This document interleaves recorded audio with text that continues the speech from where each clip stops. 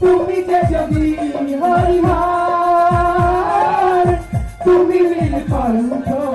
তুমি যে সৃষ্টি ধরাই তুমি যে যদি হরিমার তুমি নীল কণ্ঠ তুমি যে